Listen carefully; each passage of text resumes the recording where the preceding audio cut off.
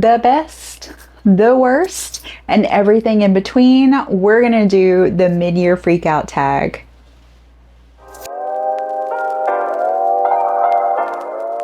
This is my first ever tag post, I think. Pretty sure. I am very excited to participate. I have loved all of the mid-year freakout tags that I've watched so far. I was inspired by Ellen of Ellen Made Books to check out Nikki of My Messy Bookshelves posts.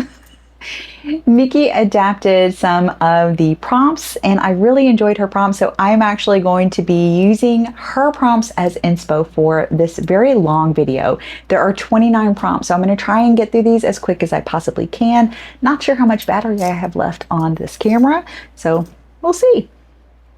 Welcome back to my channel. My name is Carly. I read and review historical fiction, a lot of what's new, what's coming, what's just recently published, as well as what am I pulling from my TBR jar. If that sounds interesting to you, be sure and subscribe and follow along.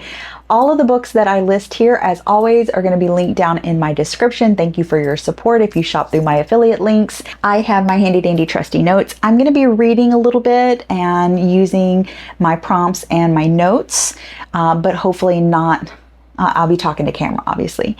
But hopefully this will be a little bit more like a conversation. So I'm excited. My first ever tag. How many books have you read so far? So I did this at I wrote all this up at the very end of June. And at that time I had read 56 books. I've since read a few more. And I am on target to meet my goal of 100 books in 2025. I previously have read tons more, but felt like at the end of the year, like I couldn't even remember what I read. It was just all a blur. So I wanted to slow things down a little bit this year and have been successful in doing so. I'm still reading on average about 10 books per month, which, you know, I feel like is pretty good for me. My primary medium. What is my primary medium? How do I consume books? I listen to a lot of books and I read a lot of books in tandem, meaning I will listen to the book and then pick it up in a physical or ebook format either later that evening. Sometimes I'll read in tandem, like listen to the book and read it with my eyes at the same time. But there have been quite a few books that I've devoured on my ebook, and even recently quite a few physical books that I've devoured, which is very unusual. The past couple years I've gotten away from reading physical books, which is a little unusual. Once I got my hands on my Kindle and once I fell in love with audiobooks, physical books kind of became a thing of the past. However, what I noticed in June, once I started pulling books from the TBR jar, I was kind of forced to pick up that physical book, and I enjoyed every single one that I did in June. So I'm hoping that there is like this resurgence of joy in reading and picking up a physical book. We'll see. The other thing that I think has helped to kind of reinvigorate my physical book reading has been the BBFL, which is my Fable Book Club. I tend to try and read those in a physical format or an ebook format because I like the ability to go and comment in the chapter rooms after each chapter. And I find that if I try to do that while I'm listening to an audiobook, I lose track of where I was when I had that thought, and it doesn't flow as well. So there's that. Are you ahead, behind, or on track with your reading goal? Again, I feel like I'm on track. I've been trying to mood read a lot more this year. Have your reading habits changed this year? Meaning format, genre, frequency. While I am still reading historical fiction primarily, I definitely think that I'm diving deeper into subgenres or culturally significant books, meaning trying to read more books, for example, by Asian authors, or experimenting with historical horror. I am really enjoying gothic novels this year for some reason. Who knew? That was like a favorite subgenre of mine. And I'm really excited about some of the historical horror that's coming up soon. So I think I'm going to be diving a lot deeper into that subgenre as well later this year with some witchy stuff and just general horror. I also have really enjoyed literary fiction the past 6 months, and actually probably the past year or so. I've been loving kind of the intersection between where historical fiction and literary fiction collide. And yeah, I don't think that my reading has changed. More so, I think my reading has, or my style and what I love has solidified for me more over the past year than ever before. So I'm reading a lot of books that I know I will like, which means I'm like being very generous with my reviews and star ratings, which I don't think is a bad thing. I don't know. I read what I like. What is one unexpected trend you've noticed in your reading? As I said, I've really fallen hard for Gothic novels, much more than I even realized. Every single Gothic novel that I've read this year has been a banger, like at least 4 stars or higher. The Shadow Key probably has been the best. The Undoing of Violet Claiborne was also really good. Who Will Remember kind of has a Gothic twist, and I really enjoyed that one. There have been some others, but those are the ones that kind of jump out in my mind as favorites so far this year. And I have a feeling that with the historical horror, I'm going to be reading even more Gothic novels later this year, so excited about that. I don't know what it is, but I'm just really into that eerie, spooky vibe that I get from a Gothic novel. All right, moving on to highlights and favorites. Favorite book you've read so far this year, hands down, that has to be Atmosphere. I don't think it's the best book that I've read in terms of, literary accomplishment. However, it was my favorite reading experience so far this year. It assaulted my heart. And I appreciated that about this book. A book that pleasantly surprised you. I have a couple. I'll name 2 and tell you the reason why they surprised me. The Sirens by Amelia Hart and The Martha's Vineyard Beach and Book Club by Martha Hall Kelly. These surprised me because I did not love the author's previous work, or either author's previous work, as much as other people did. So I thought maybe it was just like me. Maybe I just didn't vibe with this author, wasn't really sure what to expect from another book of theirs, and pleasantly surprised by the experience with both of their new books. Highly recommend both. The Sirens, again, kind of gothic-y, eerie, little historical fantasy with some family drama. Martha's Vineyard Beach and Book Club, read very much like a Kate Quinn novel. Loved that. Before Dorothy also really blew me away. I love Hazel Gaynor, and I've never read a bad book by Hazel Gaynor, but this was just like next level. I loved it. Oh, and Antoinette's Sister, my first ever TBR jar book. Loved it. A book that totally lived up to the hype, and that would be Betty. Everyone told me that I would love Betty, and they were not lying. I honestly think that that is the best book that I've read this year in terms of, writing style, and I don't know what the right terminology is. I am not a book critic. I like what I like, but I definitely think that, if you were to judge based on literary accomplishments of the books that I've read this year, that is probably, in my opinion, the best written book. It's just beautiful. A book that I love to recommend that I've read this year, Broken Country. I think that is the one book that I've read that I would recommend to anyone, regardless of what types of books they typically like, because I think it has a little bit of something for everyone. It has a mystery, there's even a little bit of a thriller element, there's a romance element, it's historical in the sense that it's set in the 60s.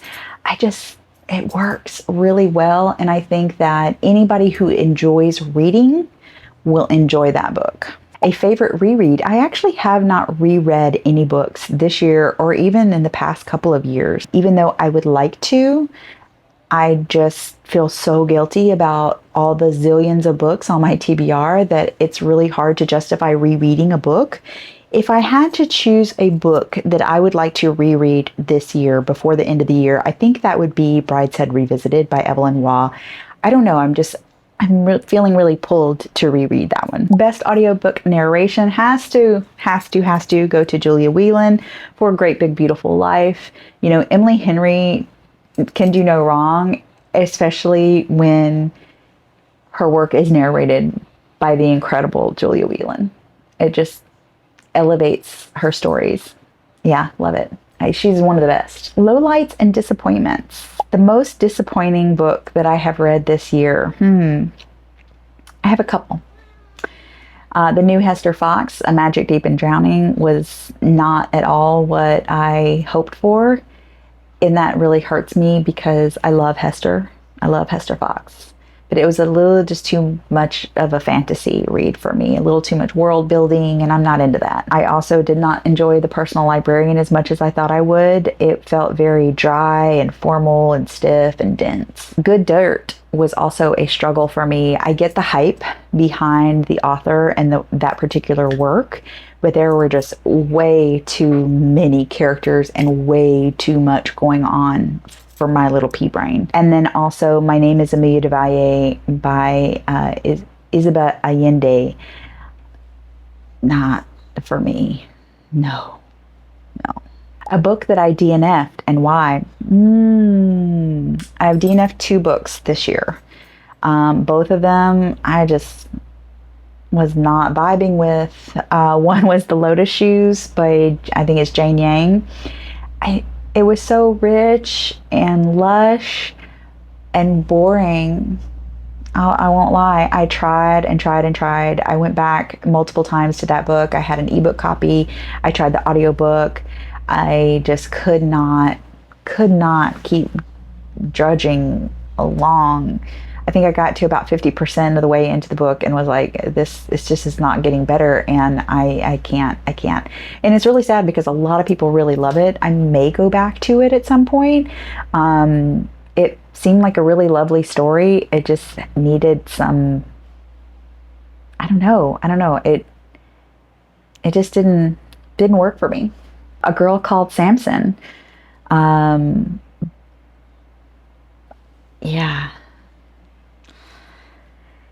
It's kind of the opposite of The Lotus Shoes. It was like full of action and had all these really great like frontline stories, which I typically enjoy. I like books about war and movies and films and documentaries about war.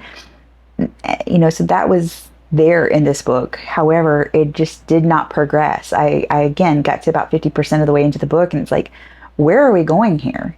We're in this really icky romance between an older woman and a younger man, or older man and a younger woman. And it was just so cringe to me. I mean, it was like heavily influenced by Christianity, and I'm not into that. No shade to anyone who is. It doesn't do anything for me. It's a huge turnoff in a book. So yeah, I DNF that book. A book you wanted to love but didn't. The Stolen Life of Colette Marceau. And I've talked about this before. The whole premise behind Colette and why she is a jewelry thief is that she is a descendant of Robin Hood. And I could not buy into that. So it colored or overshadowed the whole book. Even though the story itself is pretty good, the found family is terrific. Harmel, you know, she's a great writer. I could not buy into this whole backstory. Least favorite character that I've met in my reading this year, Robin Hood in The Trader of Sherwood Forest was absolutely despicable, and it completely turned the coin on what you have been told to think about or believe or expect of the character of Robin Hood through all the various stories and fairy tales and movies throughout that I've enjoyed throughout my lifetime. You know, Robin Hood is my all-time favorite Disney film, And I just love that character. So to see a despicable version of Robin Hood was like really, least favorite character. A book that made me cry, Atmosphere. I mean, hands down, I have not sobbed like that in a long time. And it's so good. A book that made me laugh out loud. Two. The new Grady Hendrix, Witchcraft for Wayward Girls. While it was not my favorite Grady Hendrix, I definitely found myself chuckling aloud a lot during that book, as well as Tough Luck, the new Sandra Dallas. That one was very humorous. I enjoyed it very much. A book that felt like a hug. Everything that Patty Callahan Henry writes feels like a warm, fuzzy hug. And her brand new book, The Story She Left Behind, was exactly that. It felt like a cozy cup of tea by the fire, followed by, or wearing a favorite fluffy sweater and then getting swallowed up in a big bear hug. Yeah. A quote that has stuck with you. Even though I just finished this book, this quote is going to stick with me for a long time. I'm talking about Betty by Tiffany McDaniel. Here's the quote. It occurred to me then that to be a child is to know the cradle rocks both toward the parent and away from them. That is the ebb and flow in life, swinging toward and away from one another. Perhaps so we build up the strength for that one moment when we'll be rocked so far away the person we love the most is gone by the time we return to them. Y'all, this book, I swear, it reminded me so much of the relationship that I have with my father since my mother's passing, and I will be devastated when I no longer have the ability to call him every day the way that I do now. Discovery and growth. A new favorite author, Susanna Kersley. I've never read anything by her until I read her brand new book, The King's Messenger, and now I want to devour her entire backlist. People have told me for a long time that I will love her work, and they were not wrong. A genre you have started exploring or want to. Historical mystery series. I read Who Will Remember by C.S. Harris and discovered that it is the 20th book in the series, and I loved it so much that I want to go back and read them all now. And I don't know what that says about me, that I have the ability to pick up a book and not know that it's part of a 20-book series, but yeah, I did that. A book that challenged your thinking. Victoria Christopher Murray's Harlem Rhapsody, for sure. And the reason why I say that is because I think she is a genius. She used a literary device to put us, the reader, in the shoes of society, whereby we used social norms and stood in judgment of the character the way that she experienced in her lifetime, because it is based on a true story or based on a real character in history, or person in history, I should say. And we as the reader we fall into that trap of judging her for her actions and her choices in life as opposed to her accomplishments. And we allow our judgment to overshadow our appreciation of her accomplishments while actually reading the book about her accomplishments. And to me, I thought that was absolutely genius. A book outside your comfort zone that you've enjoyed. It wasn't necessarily outside of my comfort zone, but it was a book by an indie author. And I don't read a lot of indie authored books, and that's why I'm kind of lumping that into this category. I should do that more often, and I have quite a few that I'd like to read before the end of the year. I'm talking about The Rose and the Pomegranate by indie author Leah Toole. I was so pleasantly surprised by how much I enjoyed the book. It is a reimagining of the story of Arthur and Henry Tudor. And it's not something that I would have picked up or selected to read had it not been for connecting with the author on Book Talk and hearing her talk about her books and the stories that she loves writing and Tudor history and kind of flipping it on its head. And it was a very enjoyable experience. and makes me want to spread my wings a little bit more in terms of indie authored books. Anticipation. My most anticipated release for the rest of the year, or releases, because I have two. The Bewitching by Sylvia Moreno Garcia, very high on my list. The new Isabel Cañas is also very high on my list. I'm very excited about both of these books, and both kind of have a little bit of a horror / witchy twist. A book that has been on my shelf for too long is that would be Demon Copperhead. It is time. It is time to read that book. I have a feeling that I will love it. I've been told that it's Dickensian, and I love Dickens, so I have a feeling that I will really love it. A book you must read before the end of the year. I'm going to go with Pachenko. I really want to continue to explore Asian authored books, particularly Asian authored historical fiction, and everyone raves about that book, and it's been on my shelf for far too long. It's just such a chunky monkey. Same with Demon Copperhead. I think that's why I put them off for so long. However, Betty was the same way, and I blew through that, so who knows? One series I would like to start or finish by December, I would like to start Wolf Hall, or maybe the Neapolitan novels. One or two of those, if not both. What is the most beautiful book cover that I have seen this year? Hands down, Happy Land by Dolan Perkins Valdez. That book is stunning. That cover is stunning. The book is stunning. It's just really terrific. My favorite reading spot right now, walking the dog. I love listening to audiobooks while I walk, and I walk about 3 to 4 miles every day between my dog walks and my own, walking for exercise with my weighted vest. And I love, love, love listening to audiobooks while walking. Runner up would probably be my bed. What is my reading mood going into the second half of the year? I am really eager to see where my TBR jar takes me. I have read 4